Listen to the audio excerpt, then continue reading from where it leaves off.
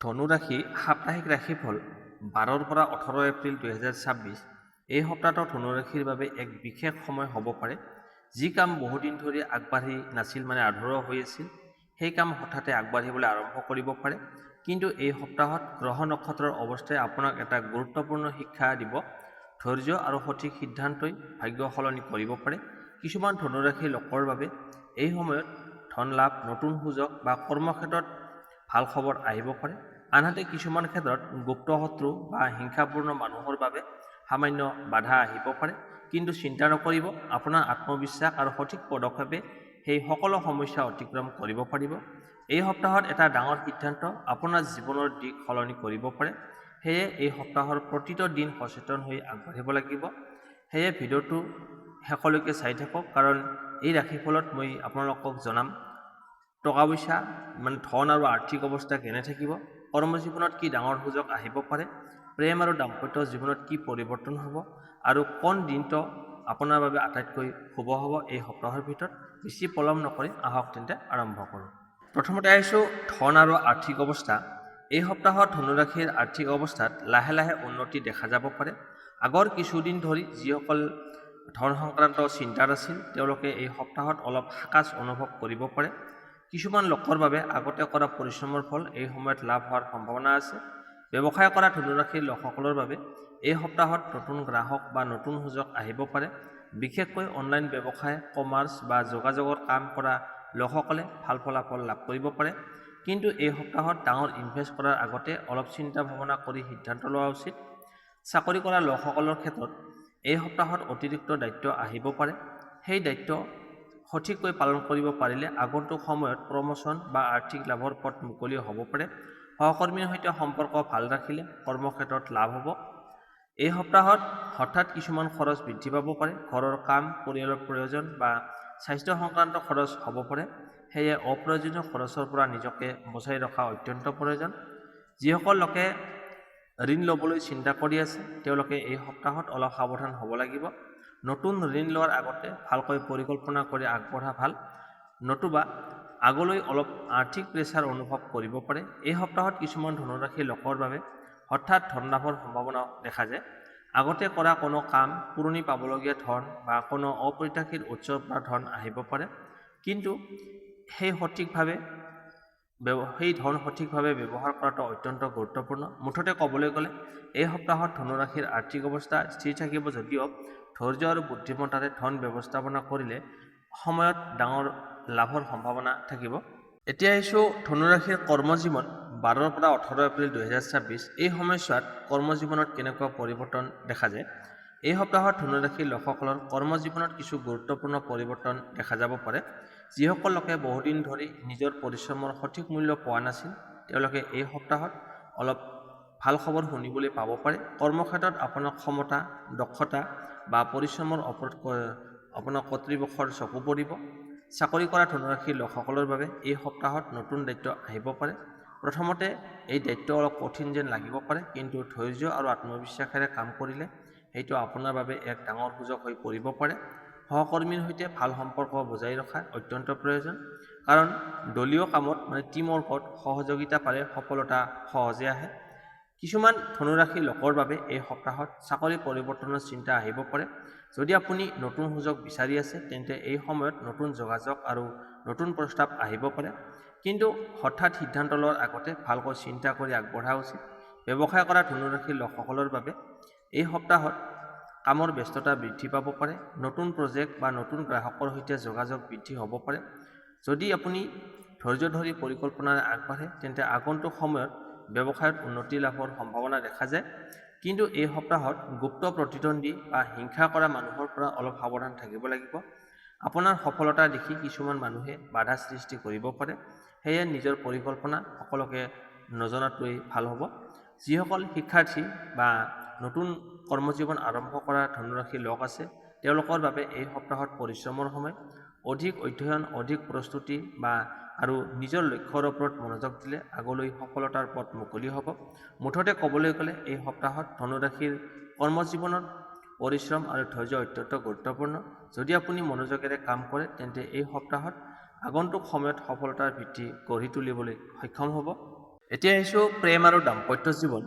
এই সপ্তাহত ধনুৰাশিৰ প্ৰেম আৰু দাম্পত্য জীৱনত মধ্যমীয়া ফল দেখা যাব পাৰে। কিছুমান মুহূৰ্ত অতি সুখৰ হ'ব পাৰে, আন কিছুমান মুহূৰ্তত অলপ ভুল বুজাবুজি বা মান অভিমান দেখা দিব পাৰে। কিন্তু এই সপ্তাহত আটাইতকৈ গুৰুত্বপূৰ্ণ বিষয় হৈছে যোগাযোগ আৰু বিশ্বাস।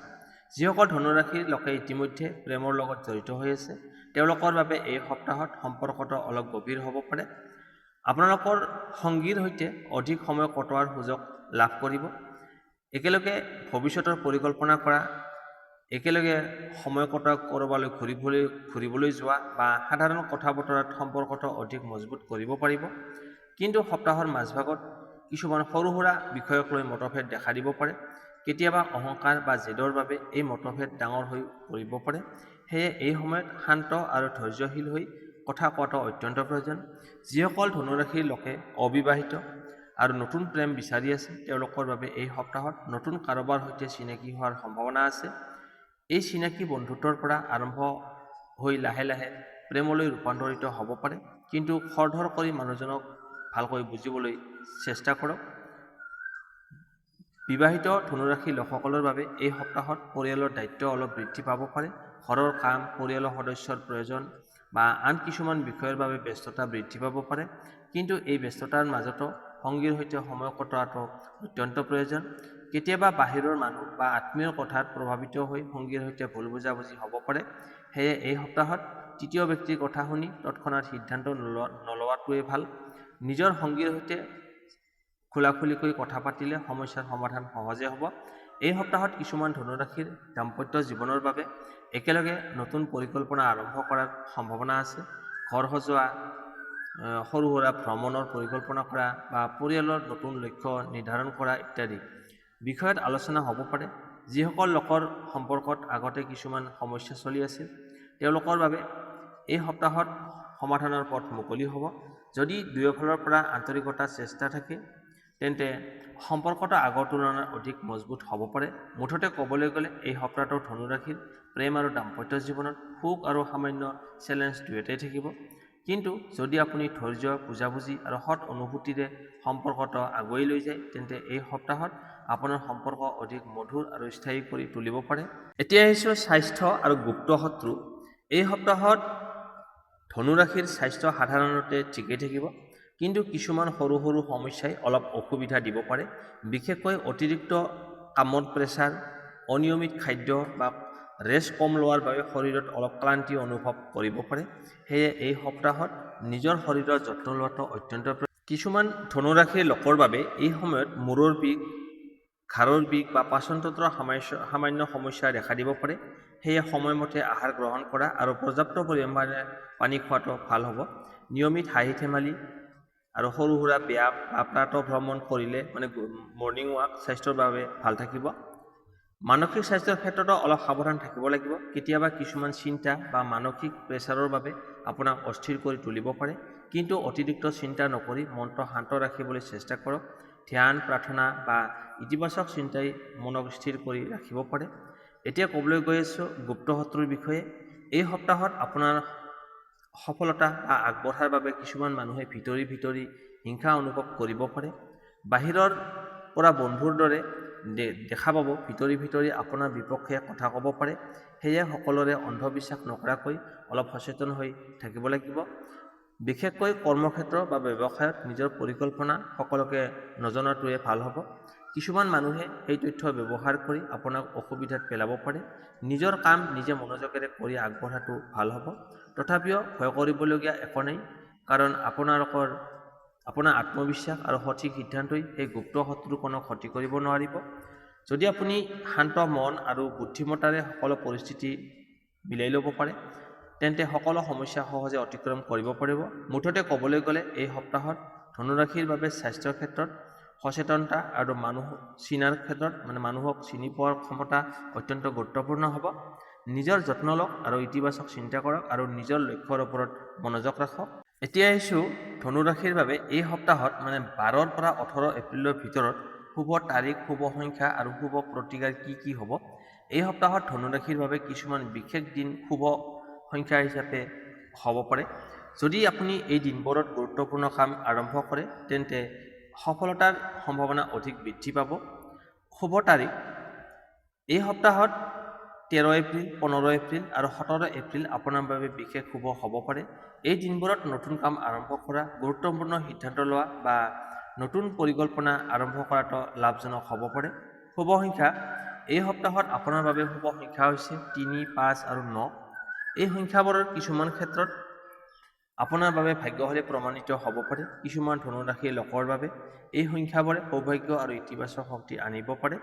শুভ ৰং এই সপ্তাহত ধনুৰাশিৰ বাবে শুভ ৰং হৈছে হালধীয়া, কমলা আৰু সোণালী ৰং আপোনাৰ বাবে শুভ বুলি ধৰা হৈছে। এই ৰংবোৰ ব্যৱহাৰ কৰিলে আত্মবিশ্বাস বৃদ্ধি পায় আৰু মন ইতিবাচক থাকে। সম্ভৱ হ'লে এই ৰঙৰ পোচাক বা কিছুমান বস্তু ব্যৱহাৰ কৰিব পাৰে। প্ৰতিকাৰ এই সপ্তাহত সৌভাগ্য বৃদ্ধি কৰিবলৈ কিছুমান সহজ প্ৰতিকাৰ কৰিব পাৰে। 1 নম্বৰ, বৃহস্পতিবাৰে ভগৱান বিষ্ণু বা গুৰু দেৱতাক স্মৰণ কৰক। 2 নম্বৰ, হালধি বা হালধীয়া বস্তু দান কৰাটো শুভ বুলি গণ্য কৰা হয়। 3 নম্বৰ, প্ৰতিদিনে পুৱা অলপ সময় ধ্যান বা প্ৰাৰ্থনা কৰিলে মন শান্ত থাকিব। 4 নম্বৰ, গৰীব মানুহক সহায় কৰা বা খাদ্য দান কৰাটো আপোনাৰ ভাগ্য শক্তিশালী কৰিব পাৰে। এই সৰু সৰু প্ৰতিকাৰবোৰ নিয়মিতভাৱে কৰিলে ধনুৰাশিৰ লোকসকলৰ জীৱনত ইতিবাচক পৰিৱৰ্তন আহিব পাৰে আৰু আগন্তুক দিনবোৰত অধিক শুভ হৈ উঠিব পাৰে। বন্ধু-বান্ধৱীসকল, এয়া আছিল ধনুৰাশিৰ 12 পৰা 18 এপ্ৰিল 2026 সাপ্তাহিক ৰাশিফল। যদি আপুনি এই সপ্তাহত ধৈৰ্য, বুদ্ধিমত্তা আৰু ইতিবাচক চিন্তাৰে আগবাঢ়ে, তেন্তে বহু বাধা বিঘিনি নিজে নিজেই আঁতৰি যাব পাৰে। মনত ৰাখিব, ভাগ্য তেতিয়া সলনি হয় যেতিয়া মানুহে নিজৰ ওপৰত বিশ্বাস ৰাখে আৰু সঠিক সময়ত সঠিক সিদ্ধান্ত লয়।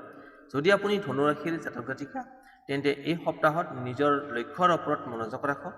অপ্ৰয়োজনীয় চিন্তা এৰাই আগুৱাই যাওক। গ্ৰহ নক্ষত্ৰৰ আশীৰ্বাদ আপোনাৰ লগত থাকিব পাৰে, কিন্তু সফলতাৰ বাবে আপোনাৰ পৰিশ্ৰমৰ সমানে গুৰুত্বপূৰ্ণ। ভিডিঅ'টো যদি আপোনাৰ ভাল লাগিছে তেন্তে অৱশ্যেই লাইক কৰক, চেনেলটো ছাবস্ক্ৰাইব কৰক আৰু বেল আইকনটো টিপি ৰাখক যাতে আগলৈ আহিবলগীয়া সকলো ৰাশিফল আৰু জ্যোতিষ সংক্ৰান্ত ভিডিঅ' আপুনি সৰ্বপ্ৰথমে পাই যায়। আৰু কমেণ্টত লিখি জনাওক আপোনাৰ ৰাশি কি আৰু আপুনি ক'ৰ পৰা এই ভিডিঅ'টো চাই আছে। পুনৰ লগ পাম আগন্তুক নতুন ৰাশিফল ভিডিঅ'ত। তেতিয়ালৈকে সুখী থাকক, সুস্থ থাকক আৰু ভগৱানৰ আশীৰ্বাদ আপোনাৰ ওপৰত সদায় বৰষুণ হৈ থাকক। ধন্যবাদ।